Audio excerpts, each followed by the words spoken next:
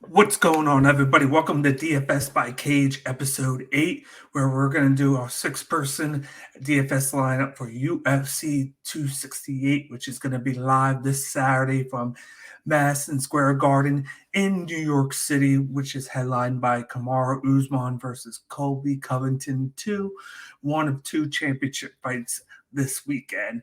I can't wait for it. But before I give my six-person lineup, as always, I am the host of Cage My IQ, the best place for MMA content. You can follow us on Instagram, Twitter, YouTube, and Twitch at the handles to the left. We're partnered with the Fighters First Network on YouTube. So if you could go to YouTube, subscribe to the Fighters First Network, and also hit the notification button so you don't miss any of the content that we put out when we put it out on YouTube.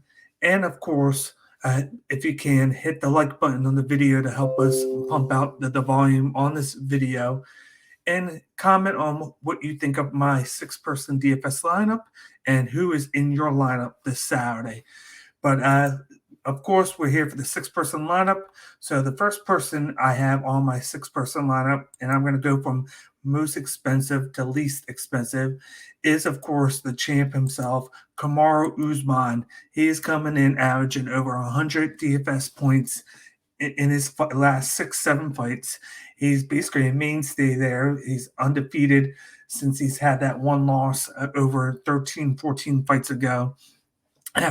He gets volume. He can beat you by knockout. He can beat you by a decision. He has great cardio. He has added the leg kicks to his repertoire, as well as he has developed a strong jab. He has good boxing, good wrestling. He usually gets a couple of takedowns a fight. All in all, that with your most expensive guy, you want the guy that is very all around, can get a win no matter what, from whatever he needs to do, decision, knockout, submission. He can do it. And just like I said, he averages over 100 DFS points a fight. So that's a lock right there. So the first person in my lineup, I got the champ, Kamaru Uzman, with a DFS price tag of 9,300. The second person on my DFS lineup, I got his teammate, Justin Gaethje, with a DFS price tag of 8,900. He's going up against uh, Michael Chandler, Iron Michael Chandler, who in his last fight was knocked out in the second round by the champ Charles Oliveira. I feel like in this fight, it's going to be a little bit of the same issues for Chandler. I got Gaethje, who is a guy that likes to move forward. He likes to throw heat, power. He has knockout power. He has wrestling background, just like Chandler does. And in this fight, I think it's going to be a first round knockout for Justin Gaethje, where he's going to get like 10, 15 strikes, get the knockout in the first round, because Chandler's chin doesn't seem like it is what it used to be, and he's going to knock him out cold. And with that knockout, he should be able to get anywhere from 110 to 120 DFS points, because getting a first round knockout gets you so much points for your lineup. And with the second person in my lineup, of course, I got Justin Gaethje with a DFS price tag of 8,900. The third person in my lineup, I got Marlon Vera with a DFS price tag of 8,800. He's going up against Frankie Edgar, who has had a glass chin the past 4 or 5 fights. In his last fight, he fought Corey Sandhagen and got knocked out by a flying knee. I don't think it's going to be as bad as that in this fight, but when you got a guy like Marlon Vera who can submit you, he can knock you out. He pours in a lot of volume. He has decent cardio, and he comes right at you and attacks you. It's going to be hard for Frankie Edgar to get anything started. You might see Frankie Edgar get the wrestling going, but I think Marlon Vera is going to pour out a lot of volume in this fight in 3 rounds. I could see anywhere from 75 to 80 strikes. He might even get lucky and get a takedown, but I have a feeling that he's going to get a third round submission victory by guillotine in this fight, just for the fact that he's going to be able to wear out Frankie Edgar with the striking on the feet. He's going to stuff majority of the takedowns. and then he's going to hit Edgar and stun him, and then he's going to go in for the submission because Marlon Vera has been known to do that, and it's going to slow him down also with the leg kicks. So with the third person in my lineup, this is the perfect spot to take a flyer on Marlon Vera, where he could get you anywhere from 80 to 110 points, depending on his volume and if he gets that submission or not. But at the minimum, he's going to at least get you 80 points, in my opinion, by getting that high volume and that decision victory if he doesn't get the submission. So with this one, I got Marlon Vera with a DFS price tag of 8,800. With great value here in my fourth spot, I got Zhang Weili with a DFS price tag of $8,000. She's going up against the champ Rose Namajunas, looking for revenge after losing her title by a high leg kick in the last fight that knocked her out. She is known for putting in high volume in her fights. She's been training with Davison Figueiredo, and she's also been training with Henry Cerudo. So it's been on my mind that maybe she's working on her wrestling to kind of negate anything that Rose can do by getting her to the ground. She has power hands. She has great movement, great cardio, and she gets right in your face. And I feel like she's going to get that third round knockout in this 5-round fight. And that's the key here is this is a 5-round fight. So she can rack up a lot of volume with her striking. She can get a takedown and maybe two. And I feel like she's going to get a knockout in round 3. So in all, I could see her getting anywhere from 90 to 120 points in this fight just for doing all that. And with her being in the 4th spot and being a former champ, with 8,000 as her price tag, that's a big steal for your lineup right here. So once again, with the first person in my DFS lineup, I got Zhang Weili with a DFS price tag of $8,000.